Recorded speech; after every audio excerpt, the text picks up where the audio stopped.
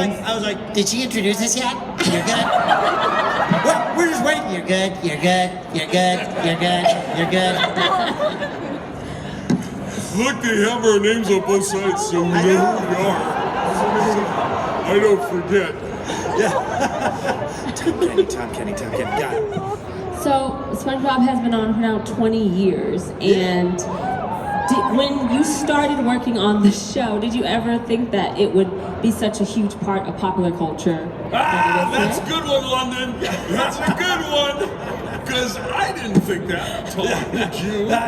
No, we were just, your first priority as an actor is just to get the job. Yeah. Then you hope that the show keeps on going for a season or two. You just want a check from a reputable organization. Yeah, you just hope the check clears. But then within a couple of seasons, it became obvious that this show really had legs, and that people really liked it, and that multiple generations liked it. And now 20 years later, it's become this thing where it's really mind-blowing, where sometimes you'll see grandparents, parents, adult kids, and their kids, and it's 4 generations, and that's when you start to feel like you're a bazillion years old. Yeah. Look, there's some people, they're prisoners over there. Be careful, don't put your hand through the door. It's like SpongeBob at Folsom. I love it. When I was just a young sponge, my daddy told me, son. Was there a moment in this entire run where you realized that, wow, this show is basically a phenomenon? Was there something that made you realize, wow, it's when huge... the show started when my daughters were 5 and 7, and I realized we were doing something pretty special when every time I rolled into the elementary school to pick up my girls, I felt like Ringo or Paul or all these kids, Patrick! I go, wow! Well, and it's funny, our kids are in their 20s, and I also have a daughter who's still a teenager, who's in high school, and I was at her high school play last night. My kids are 6 years apart, and just hanging out in the hallway after the play, SpongeBob still means something to high schoolers now, people who are high school age now. Yeah. They still love it. You're going to the play tonight. Yeah. They're going to go bonkers.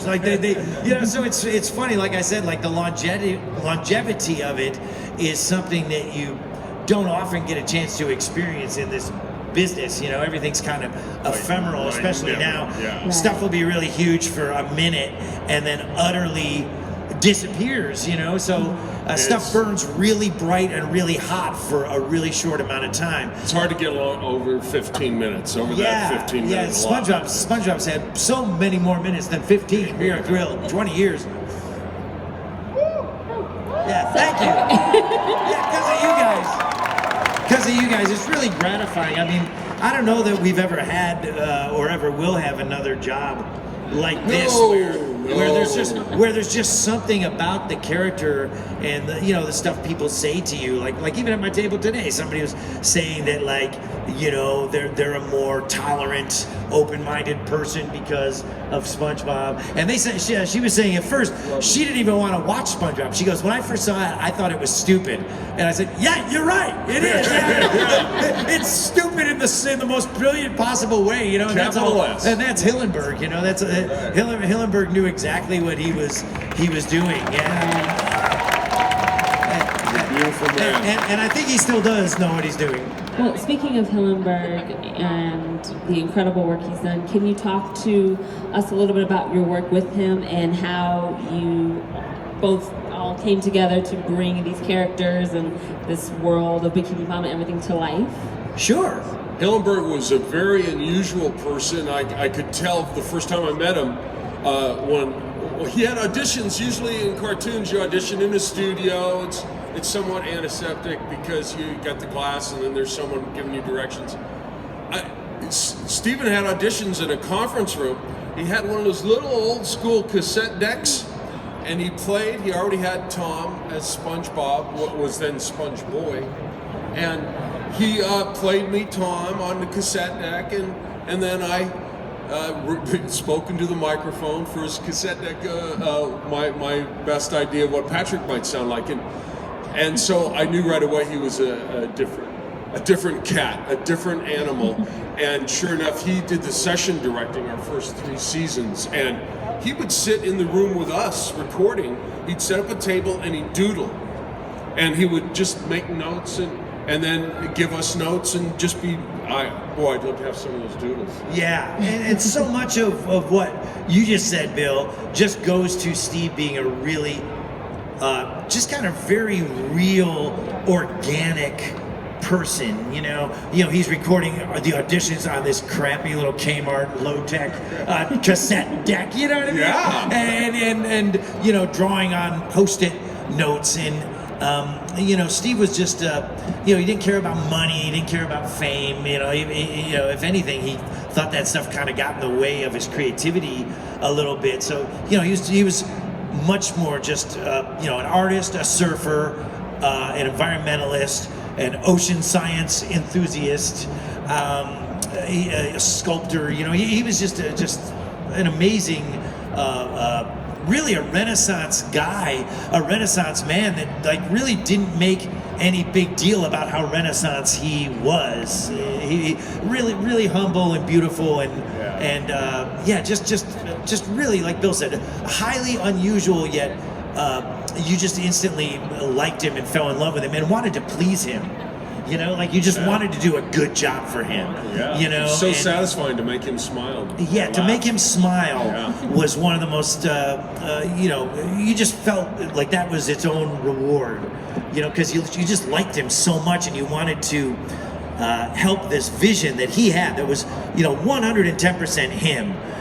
All came from him, and then, at least for myself, I just felt that I was just the voice aspect of that. I was like that one chromosome of the character, and I just wanted to be that the way that he heard it. And like I said, you just wanted to help bring this thing to fruition in your own small little way.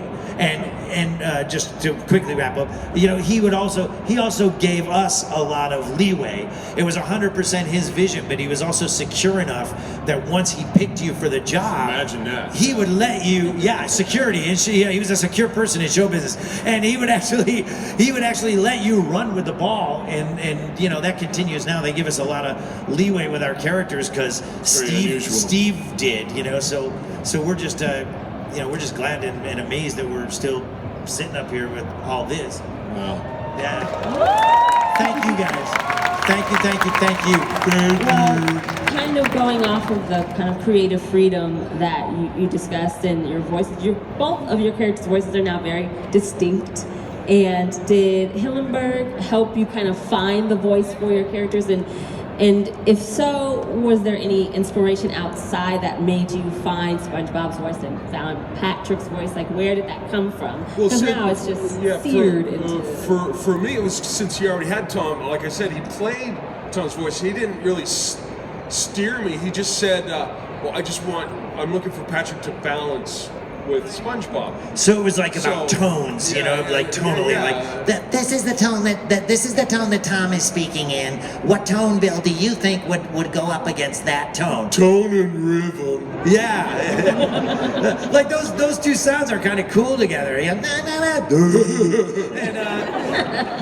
and that's one hat that I didn't mention that Steve wore is that he was also very musical, and played guitar himself and was really into music. So I think in a lot of ways he thought in a musical way about the voices in a way that is kind of unusual in animation. Like he thought of the voices almost as musical instruments that he was kind of scoring his cartoon. And I know, talking about outside influences for me, when he brought me in, since Steve was not an actor, that was one thing he didn't do and didn't want to do, was being an actor. He could do practically everything else. But, so he never did a voice for me and said, this is what I want you to sound like, Tom, and then he did it. He just said, this is who SpongeBob is. He's half grown up, half a kid. He's got a foot in either one of those camps. He's half a boy and half a man. He works a job, he lives by himself, but he also goes to school, and when he gets together with his best friend, they hold hands and skip around like they're 4 years old in pre-K.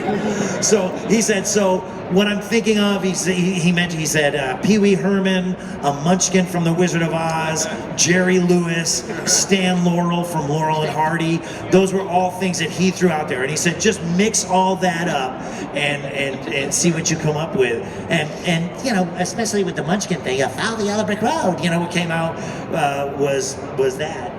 And he was like, yep, got it, fine. It was kind of one of the easiest jobs I've ever booked, ironically. Also, by far the longest lived. I've never held a job for 20 years. And let me say, he casting you to do that and what you contributed to the character is so perfect. And also the fact that I guarantee you most voice actors trying to do Spongebob, they wouldn't be alive anymore. I mean, their voices would not be alive anymore. Tom has a remarkable instrument in there that is dazzles me every time. Thanks, Bill. Oh, thanks, Bill. I'm glad you like my instrument, Bill. It's no Squidward clarinet, but it'll do. But yeah, I mean, we really have fun at the sessions, and like I said, that you know, Steve's not with us anymore, but when you get into that SpongeBob head and that SpongeBob game face, and we all record in the room together, it really is like everybody, even after 20 years, I gotta say, nobody is even thinking about phoning it in. Oh yeah, no. You know, everyone wants to bring it. Bill's screaming. You know, we all got veins sticking out on our heads. And, you know, Roger Bumpus Squidward is screaming at the top of his lungs, and you know, Carolyn Lawrence Sandy, Doug Lawrence Plankton. You know, everybody's just. You know, I really feel like 20 years ago was 2 weeks ago, right? Like I feel like we're still learning new things, you know, as performers, as actors, about these characters, like weird places where their voices can go, weird sounds they've never made, and the animators are finding new stuff too. Like when we do a new episode and you look at the storyboard, you go, wow, I've never seen Patrick make that face before. Like, wow, that's like a super ugly drawing of SpongeBob that I've never seen in 20 years. That's great. So everybody's, even after 20 years, you're still trying to bring it. It's not like there's some formula and the guardrails are on the road. You must and serve you the just formula. do yes. You know, serve the giant multinational $1 zillion copyright. You know, nobody is thinking that way on SpongeBob, and I think that's really remarkable. Like I feel like we dodged a bullet big time. That it still feels creative. Like it's this giant global entity, but it still feels artistic. When we do it, it still feels like everybody is still kind of being super right brain more than left brain, and it's it fascinates me to no end, like just how many brains do you have? my brain is my third instrument. Well, one of my favorite episodes still after all of the seasons is Sailor Mouth, when you learn profanity and everything's bleeped, and it's just hilarious, and I think it mixes the children's aspect with a more mature tone, so it's a little bit for everybody. And I think that show is that's one of the reasons why this show is still so popular, because it's for kids and adults. I think you can get both out of it. Do you have either just your favorite episode or one that kind of gives a balance to both that would appease the whole audience? That services the adult and the kid? Yes. I can tell you the human element of that was we were meeting some fans down at the San Diego Comic-Con, and this family came through. There was a mother, the dad, 3 kids, 9, 5, 2-year-old in a stroller. They were all dressed like Patrick. The entire family. It made me so happy. What an amazing thing to see. I know, and I know that family that you're talking about. Right. He's like a really high-powered, like corporate, like copyright lawyer. So just funny that this guy that's like in corporates and he's like, you know, tights. oh my God, yeah, and he's like wearing tights and flowered shorts. He's got a point on his head. He's going, dude. You know? I just wonder, like, you know, how how would Pepsi Cola feel about him? You know, knowing that he's their lawyer and he's just dressed his entire brood up as a starfish and they're prancing around at a Comic-Con. But yeah, I love Sailor Mouse too. You know, to me, that's just a great idea, and it could almost work as an episode of a sitcom like Leave It to Beaver or some old show like that, where, you know, everybody probably has a similar experience as a little kid where you picked up a word somewhere that you really didn't know what it meant, and you go around throwing it around to people and they start freaking out. You know what I mean? What did you say? What did you say? What did I do? You know? And so, you know, that is, even as weird and surreal as Bikini Bottom is, like, that's a relatable incident that can happen. Like, I remember my kid when my son was little and he got sent to the principal's office in like 2nd grade because he used the F word, you know what I mean? And we're like, what, you know? And then, and we questioned him, it turned out that the F word that he had used was fart. Like, it wasn't even the, we're like, Matt, where did you learn that word? And he said, fart, I've always known that word, you know? I'm like, that's the F word? They put you in the principal's office for fart? Why are they wasting our time? Farts are funny, dang it. And so, yeah, SpongeBob always straddles that line. Like, it was never meant to be a children's show meant for kids. Like, nobody was ever writing to children, right? Like, none of the writers are going, oh, what would a 5-year-old like, or what would an 8-year-old like, what would a 9-year-old like? It's just, you know, I think animators, storyboard artists, and animation writers, the job they always want is a job where they get to amuse themselves. They don't have to worry about writing to a pocket of a sensibility. They get to do what they really want, something that inspires them, and we have the right writers and storyboard artists, that's for sure. And I think they really appreciate and they've been on the show for a long time, you know, so like the animators and the writers are people that we know, you know, that are on the show. It's not like we never see them, or it's always new people or whatever.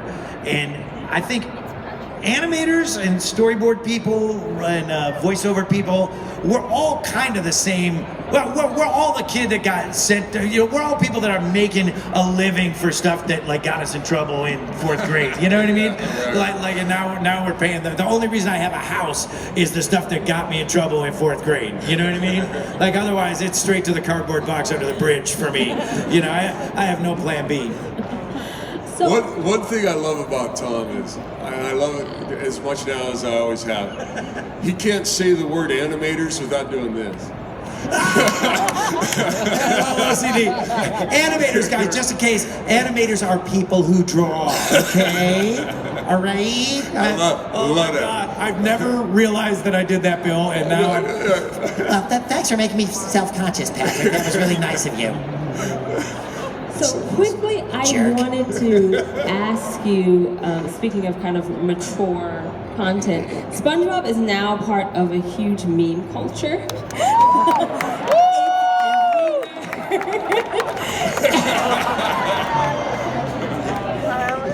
That was the one that started it all. What are your thoughts on that? It just grew out of nowhere, but it's everywhere. Everyone uses them. What do you think about that? As a Luddite, it really strains my comprehension just to really, I can't understand it. I think it's fantastic. I think it's wonderful that people get to interact with things that amuse them in a way like that. And I certainly never envisioned something where people would merge Patrick's face with Julia Roberts' face, which is my favorite Patrick meme. I know, like, how did that even happen? Like, somebody had to have that thought, then laugh at it, and then go and Photoshop it. Yeah, you know, it's a lot of trouble to make a meme. And then you gotta put it out there, and then you're just hoping that other people will find it funny too, you know what I mean? I love it, because the meme makers, age-wise, the people that make the memes are people that grew up on SpongeBob. So, to me, it's just kind of this cool, like, I'm still getting my mind around it, you know, this cool, like, beautiful cycle where people who grew up with SpongeBob in the pre-internet age now are kind of taking elements of SpongeBob and turning it into this high-tech folk art almost, and like and putting it out there, and then another part, you know, the people that make the memes, and so the thing, and then. There's another layer to this that I've noticed just, you know, at the last couple of cons I've been to, is that now they have collectible figures made from the memes. So now they're signing the memes that were unofficial folk art made from Spongebob. It's like, you know, it's just like pop culture eating its own tail. You know, it's kind of cool. And no one appreciates it more than Steven Hillenberg. He got enormous pleasure out of seeing what people would do. I remember once someone went to some island in the Pacific and brought me back a Christmas tree decoration that was a la the first film, a dead sea star, a dried sea star with googly eyes on it, painted shorts on him. Like super creepy Etsy. Yeah. And stuck and glued a yellow sponge with googly eyes to it. It's just like Steven loved that. Yeah. Because it was somebody trying their best, you know what I mean? It was somebody trying their best, and they sold it at a gift shop, and it looked kind of bad, you know, and weird, you know, inappropriate maybe. And Hillenberg was like, "That's brilliant," you know. Like what, you know, another really beautiful thing about Steve Hillenberg was that he didn't really. You know, he was glad that SpongeBob was popular, and he loved the fans, and he was happy that it connected with people. But like in terms of all the merchandise and all the stuff that they made with SpongeBob on it, he did not own any of that. Like he didn't have any of it. Like you know, it was cool, but he didn't really care that much enough to own it. You know, but what he did have in his office, what his office was full of, was stuff like that, like bad SpongeBob, you know, like just. You know, Tijuana figurines of SpongeBob with both eyes on the same side, and like funky looking pinatas, or like just like, you know, just some bad painting of SpongeBob that somebody was selling at a roadside stand, like that stuff. And he wasn't being mocking SpongeBob, you know. He really thought that was cool that people were making that stuff, and to him that was way more beautiful than some official merchandise that got cranked out in a factory somewhere, you know. These opinions do not reflect those of Nickelodeon properties. Go ahead. Yeah, I know. We're just dumb actors. But the best thing of that I found, and I gave Steve one, and he loved it, was on the streets of Madrid, Spain. There was a guy selling these really well sculpted, handmade figurines, and he just had them on a tray, and it was SpongeBob with his pants down, defecating. But the poo was yellow. Like, wow. And it was this guy, and I just pictured this guy hand-lovingly painting each poop, you know. Is that a wood? He carved out of wood? No, they were like, they were like ceramic, not ceramic, but like, they were like carved, you know. I guess it was wood. Wow. Well, I think between that and the poop was real poop. SpongeBob being part of popular culture, whenever the show ends, it shouldn't, but whenever it does, I know that the show will have a legacy within popular culture, and it's all thanks to you and Hillenberg, and I really appreciate just the art that you guys have put on TV. We all love it, it's amazing. So I wanted to thank you guys. Thank you, London, and thank you guys. And thank you guys for coming to the panel. Thanks for keeping us employed. Thank you so much. Thanks, you guys. Thanks, you guys are awesome. That was fun, London. That was fun. Yeah, thank you.